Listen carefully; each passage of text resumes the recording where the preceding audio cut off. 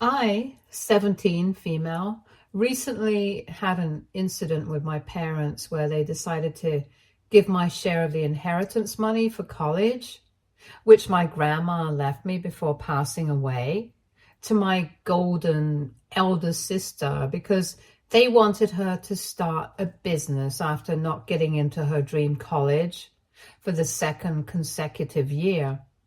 I was only close to my grandmother in my family, and my parents trying to steal what she had given me due to their favoritism didn't sit right with me. So I decided to plan my revenge by exposing their hypocrisy in front of everyone, but now I'm being called names for it. I'll begin with my dynamic with my grandma and my family. I was born into a well-to-do family, which consisted of my parents, my grandma, my older sister, Alice, 19, female. My parents, although doing extremely well financially, never failed to remind us of their hardships since we were immigrants. Almost every conversation at our dinner table was about this. And as a 10-year-old, that didn't make much sense to me and was tormenting. There were times when I deliberately loaded up on snacks and skipped dinner just to avoid this conversation, or rather lecture. I tried to talk to my sister about this in order to maybe bond over it, but she always shrugged me off, asking me to mind my own business. The only one in the family who shared my sentiment back then was my grandmother. She was a rather cool granny, allowing us to have snacks, making our favorite dishes, and even taking the wrath of my parents if Alice or I did anything wrong. Alice never liked me, didn't acknowledge my existence at school, and bullied me into doing her chores at home, with my parents not doing anything about it. So it was safe to say it was just me and grandma in my little world. Things were going well for me until the beginning of high school.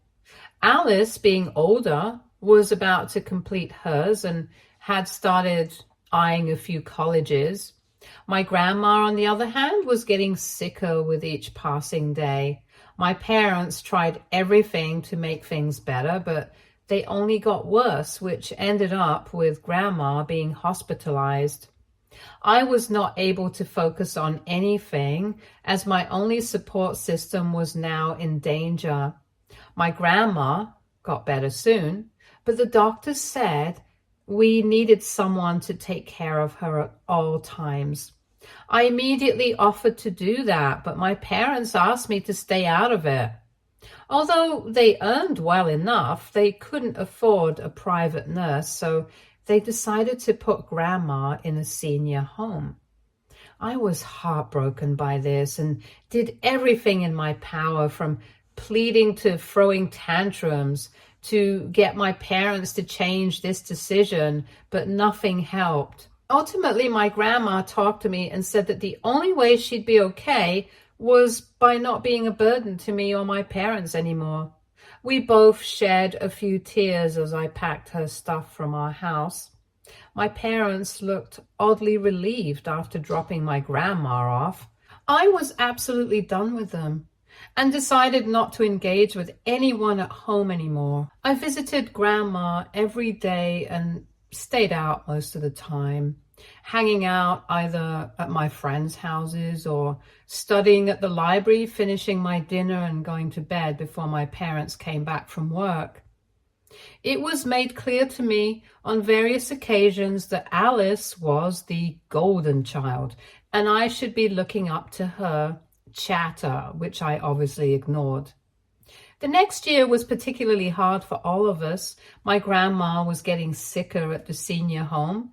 My mom was fired from her job, and Alice, well, she fell into bad company of her peers and totally derailed from academics or even co-curriculars, making it hard for her to get into even a half-decent college. I, on the other hand, was thriving. My frequent visits to the library and a good peer support group paid off, and I ended up doing pretty well academically. I had selected my dream college and was sure that I was going to get in the next year. My mom, trying to be productive at home, made Alice her new project and started taking care of her academics and basically her whole life.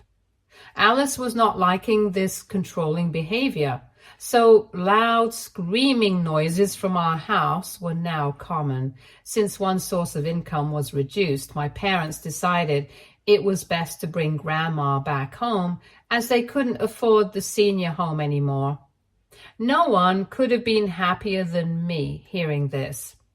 We brought Grandma home the next day, but the ambiance of our house didn't sit well with her. She got extremely sick one night, and I decided to take care of her, and that night I saw a different side to her. She wasn't just my granny, but also her own person, and she had achieved a lot more than what I expected. She fell asleep telling me her tales from her time and gave me her gold necklace for being such a wonderful human. The next day, my father told us that she had passed away in her sleep. A wake was organized for her a few days after her death. I was in absolute shambles, and her passing did take a toll on me as I fell ill during that time too. My mother took care of me for a while, and then I was left on my own. I gathered whatever energy I had in me to attend her wake and made sure to wear the necklace she gave me. I was standing next to Alice at the church, who fake cried at every opportunity she got, portraying herself as a holier-than-thou. I quietly attended to everyone, but was done standing once Alice whispered to me that she was glad Grandma was gone.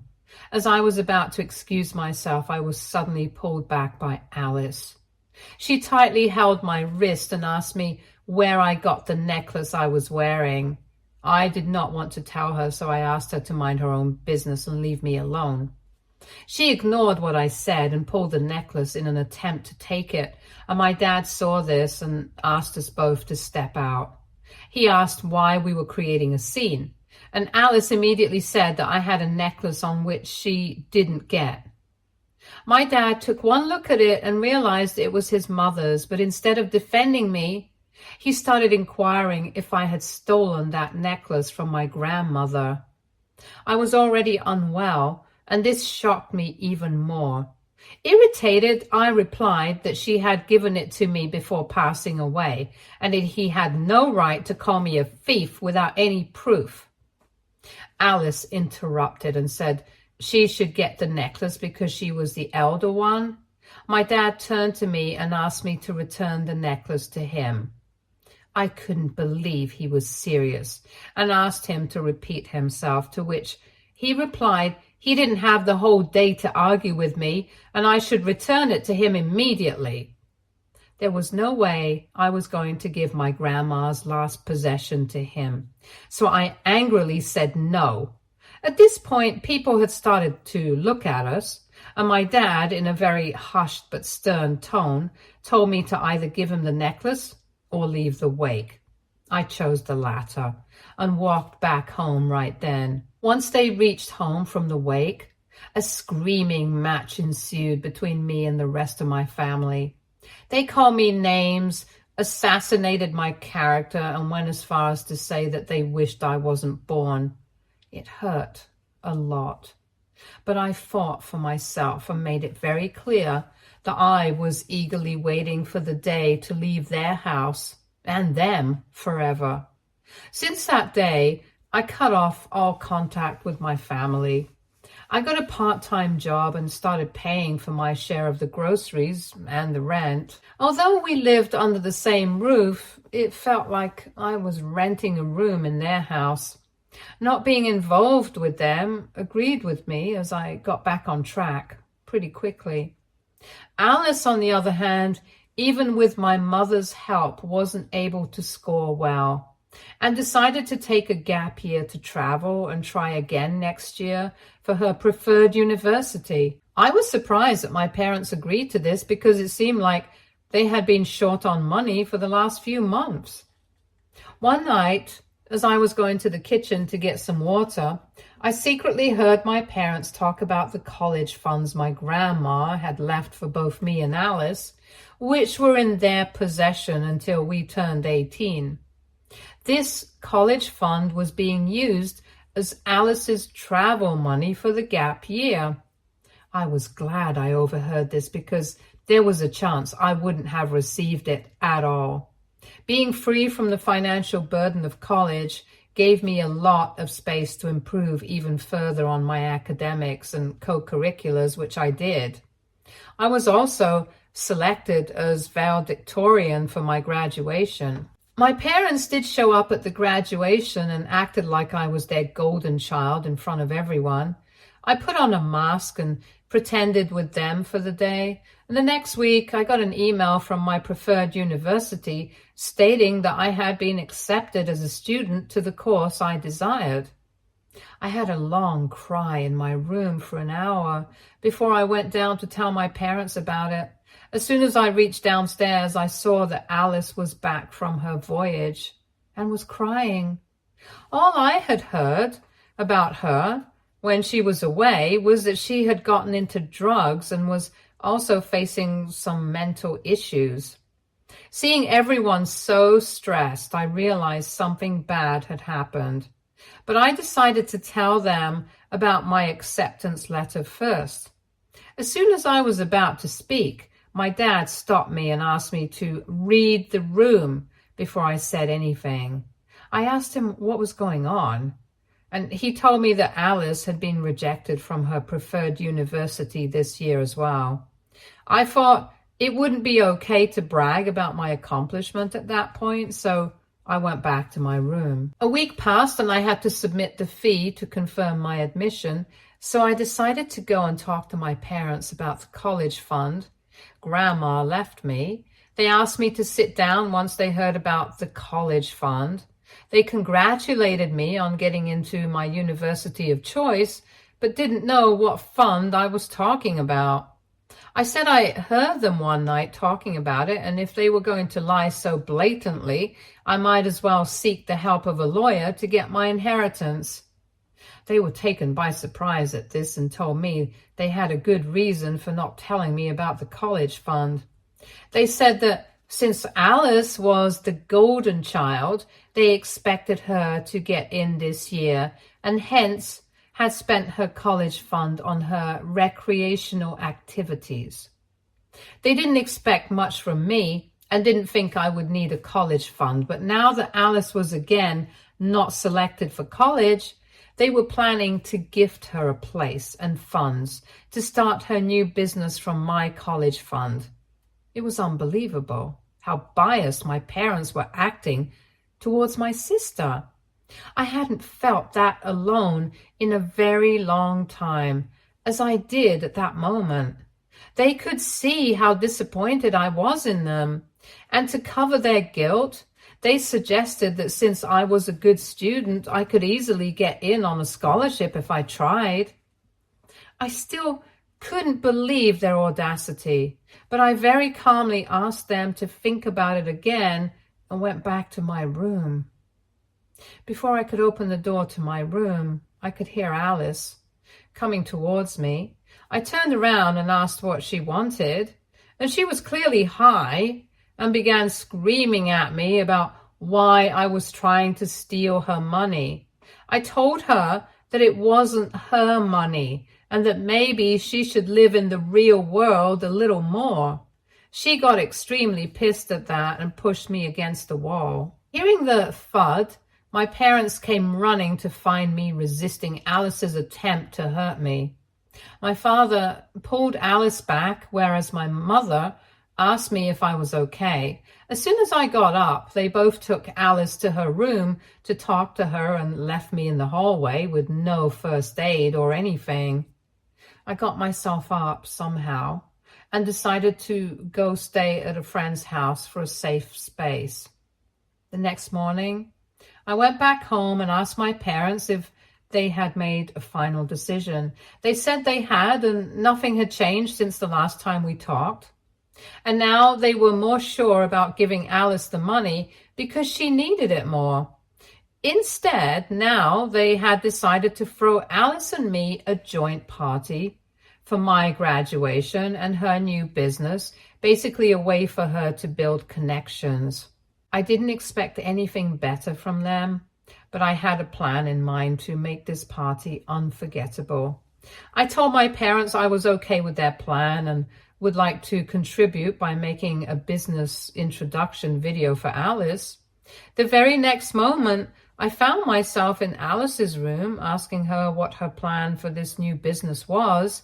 Her incompetence was visible in the way she described it, but I somehow made it bearable for a presentation which she approved of.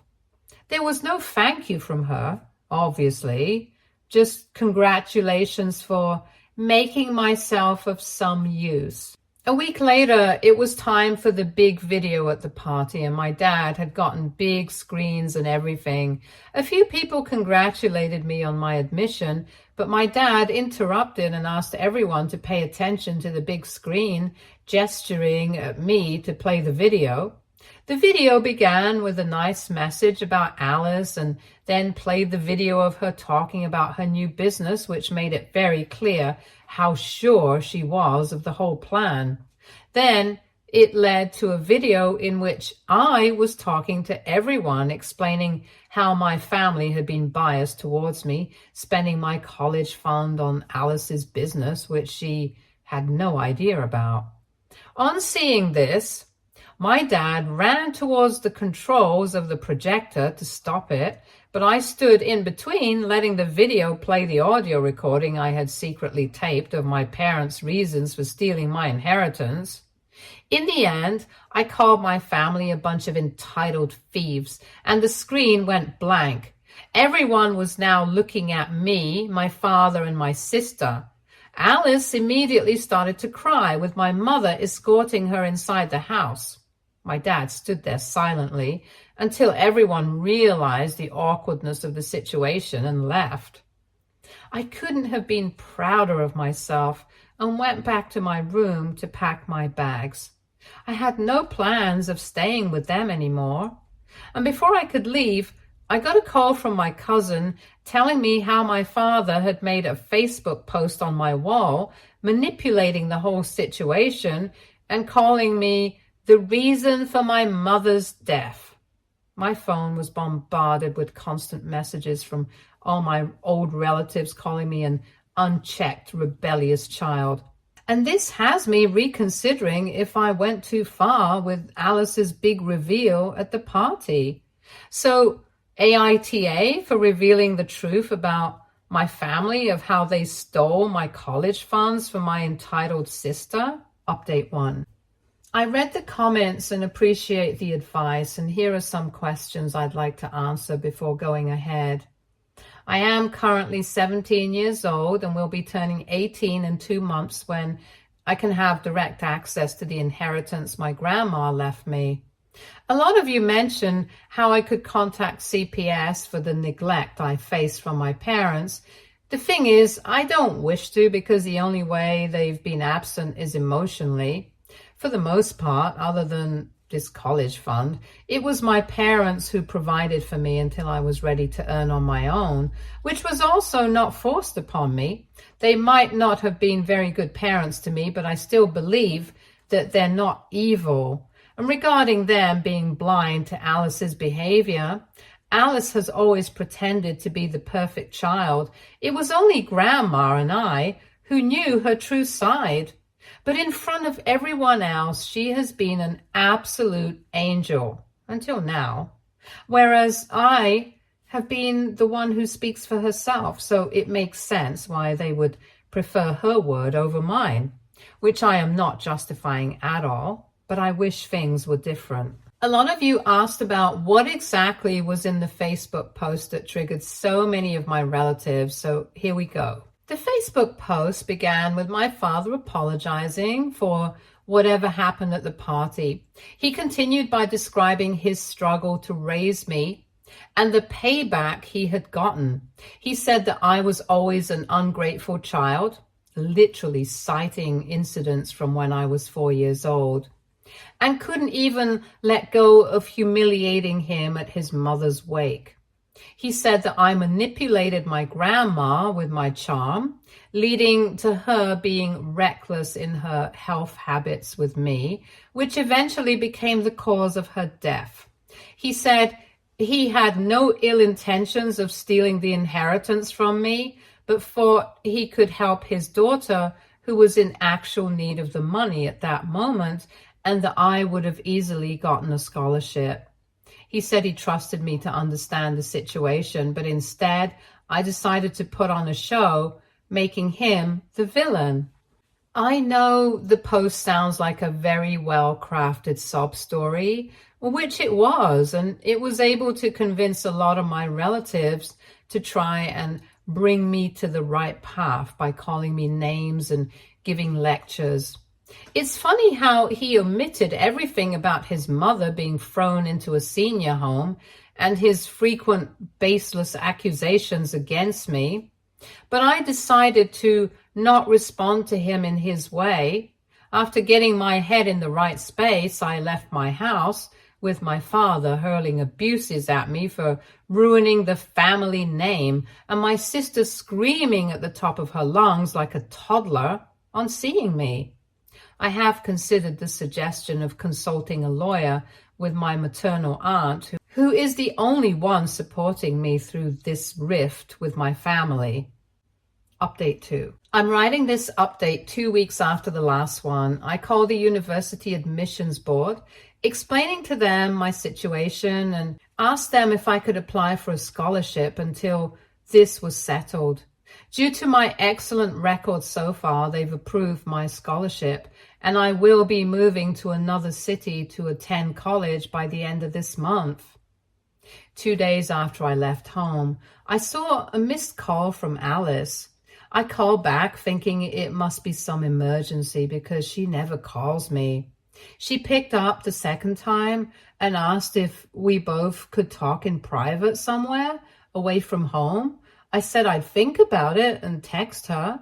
I thought, what could be the harm in meeting her? So we decided to meet at a cafe behind our school at 5. I reached and saw her sitting with a few friends. I waved my hand at her and she asked me to join their table. I was a bit surprised, thinking it was supposed to be private, but I asked her why she wanted to see me. She asked if I could give her my inheritance willingly in exchange for something. I asked her to be clear, and she slid the papers to our house, signed by our parents. As soon as I realized what they were, I gave them back to her and inquired about how she got them signed. She said the day I left, both my parents got drunk to handle the pressure, and that's when she got them signed. I quickly took a picture and asked her to think of the consequences for all of us, since this wasn't just wrong, but illegal. She called me a bad word for a coward, which was followed by her friends calling me names as well. I got up and left. I went back to my aunt's house and told her everything, and she suggested we take action quickly for this to not get out of hand. Also, by then, I had been getting a lot of unnecessary calls redirected from my dad's Facebook posts, so I decided to change my number altogether. The very next day, we went to a lawyer and explained the whole situation, including the house papers my sister had possession of. He suggested that we should consider settling it out of court, since I was about to turn 18 and would have control of the inheritance anyway. I called my father right then and asked him to show me Grandma's will. At first, he denied it, but he quickly changed his tone when I mentioned the legal route. He said he was ready to settle it out of court and would contact my lawyer as soon as he got in touch with his. I agreed and cut the call. Update 3. I'm writing this update the morning after meeting my family again. So my father's lawyer contacted my lawyer and set a date to meet at their office. As soon as I reached the office with my aunt, I could see my parents sitting, making disappointed faces at me, with my sister sitting quietly and honestly looking scared because she knew I was about to reveal her secret. This was when I got to read the will for the first time, and it said that the money Grandma was leaving me and Alice could be used by our parents only for our necessities if it came to that, and if not, it would be transferred in full to us on our 18th birthdays. I realized there was no way for my parents to get my college fund for my sister, and I asked them how they were planning to do so. They said they would have taken a NOC from me in writing to transfer my funds to my sister because I didn't need them. I felt so bad for myself that I started to cry. My aunt calmed me down and asked me to focus on what was going on. It was settled that I was going to get the money from the inheritance next month. I could see my parents didn't care about me at all, but I still wanted to do right by them. So I showed them the pictures of the house papers Alice had offered me the other day. They were confused at first, but their emotions quickly changed to anger when they heard what Alice had done. They left with her immediately, and I was given a copy of Grandma's will to read in full. My aunt took me to get ice cream as a celebration of my win, and it was the first time in a very long time that I felt this free. That night, while reading the will, I realized my grandma had left some money for charity, which my parents had sole access to, and the amount in my inheritance and college fund was way more than my entire course fee, almost 3 times. She had also left me a box kept in her bed, and she wanted me to take care of it. I remember Grandma and her stories about her young adventures and how she had actually worked really hard to earn, which was going to help me, her second generation. Update 4. This will be the last update since the situation is now completely under control. A lot went down at my house. I got to know about it from a neighbor I was in touch with, who got to know about it from my mother. As soon as my parents reached home with Alice, they sat her down and gave her an earful for about 2 hours regarding what a disappointment she had been and how, if they had trusted me more instead of her, they would have had a child who wasn't an absolute waste. My sister was not going to listen to this and argued with them that if they looked at me and her like their children and not as projects, maybe we would have turned out to be better adults. My father asked her to not drag my name through the mud with hers and asked her to give him the papers for the house immediately. She got quiet and didn't utter a word, even after repeated questioning. They finally decided to call the cops on Alice, and she didn't say anything at the police station either until she was made aware of the charges she'd face for scamming her parents. She immediately told them that she had sold them to some guy she knew for alcohol. They took her to the guy's place, which was a grocery store, and he had kept the papers safe with him since he thought it was bizarre that someone would give their property papers for a $40 bottle of alcohol and felt something was fishy. As soon as my father got the papers back, he decided to not press charges against Alice and took her back home. The next day, I got a call from my father asking me to come home since they wished to talk to me. His voice sounded gentle, so my aunt gave me the go-ahead to actually meet them. When I reached home, my mother started to cry and hugged me, with my father waiting in the living room. They both apologized to me profusely for whatever had gone down in the last few years and expressed their wish to rebuild our relationship from scratch if I wished to do that. I agreed and decided to reconnect with them before moving to college. I asked about Alice. They told me that she had been admitted to rehab for her addiction and wouldn't be back until next summer. My dad also deleted his Facebook post and instead posted another one apologizing to me for whatever had happened. I told him there was no need for it, but he insisted, so I didn't say much. I didn't get any apology calls from people who were bashing me before, and I happily let it go. I also went to Grandma's room and got the box mentioned in the will. On opening it, I realized it was a stack of notes from Grandma's youth until her death, describing her life journey. I read those that night and cried, remembering her. The next day, I asked my parents what they were planning to do with Grandma's charity money. They said they had no plans for it, but I suggested giving it to a group of service homes because that's where Grandma got a second life. They both agreed that this was indeed the best use of the money, and we donated it the next day. I also told them about the notes Grandma had left and how touching they were. I suggested that since Alice had nothing much going on for her, that she could take those notes and publish them into an autobiography of sorts with the help of my parents. They were overjoyed at this and assured me that they'd talk to her about it once she came back. I made the decision that once I got the inheritance from Grandma, I would give some portion of it to my aunt, who was my rock during all this chaos, and some of it to my parents in the spirit of building a new relationship and for them to use it for Alice's future.